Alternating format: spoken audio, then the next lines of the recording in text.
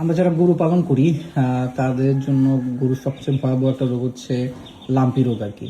তো লাম্পি রোগ আপনারা যদি পরিচিত নাও হন, অনেক সময় দেখবেন যে ফেসবুকে বা বিভিন্ন জায়গায় গরু গায়ে গুটি গুটি বসন্ত আর কি। হ্যাঁ, আমরা মানুষের যেরকম চিকেন পক্স হয় না, তো ওই রকম কিছুটা। তো এই লাম্পি রোগটা খুবই ভয়াবহ।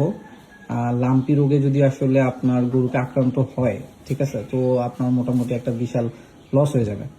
তো এই লাম্পি রোগ অনেকভাবে আসে। এটা বেশিরভাগ হচ্ছে বর্ষাকালে, আমি যতটুকু জানি বর্ষাকালে বেশিরভাগ হয়, কারণ তখন হচ্ছে ওই পোকামাকড় বিভিন্ন জীবাণু আসলে আক্রান্ত হয়, গরু আক্রান্ত হয় বেশি। তো এই কারণে হচ্ছে লাম্পিটা তখন হচ্ছে আক্রান্ত হয় বেশি।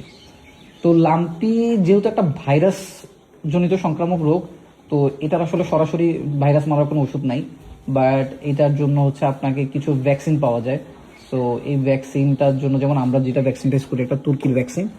সো এই LSDL লাম্পি স্কিন ডিজিজ ভ্যাকসিনটা, হ্যাঁ, তো আমরা এই একটা হচ্ছে ভ্যাকসিন দিয়ে আমরা টোটাল 5টা গরুকে আমরা দিতে পারি আর কি। তো আমরা রিসেন্টলি হচ্ছে আমাদের লাম্পি প্রতিষেধক হিসাবে আমরা হচ্ছে এই তুর্কির LSD হচ্ছে আমরা ভ্যাকসিনটা দিছি।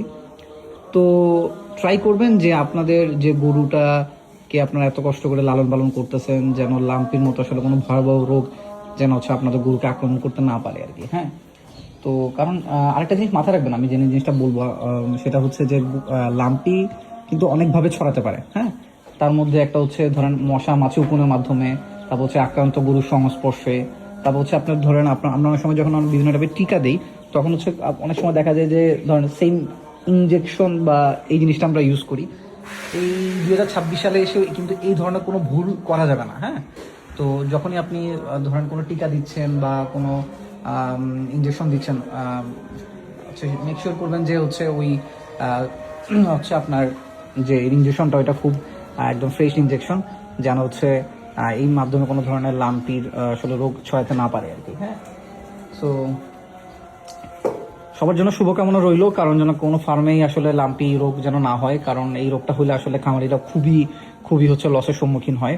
সো জাস্ট যারা বড় খামার করেন তাদের জন্য আরো বেশি সতর্ক হতে হবে, কারণ কি আপনার একটা গরু থেকে যদি এটা সবগুলো গরুতে ছড়াই পড়ে, তাহলে আসলে আপনার একটা বিরাট লস হয়ে যাবে আর কি।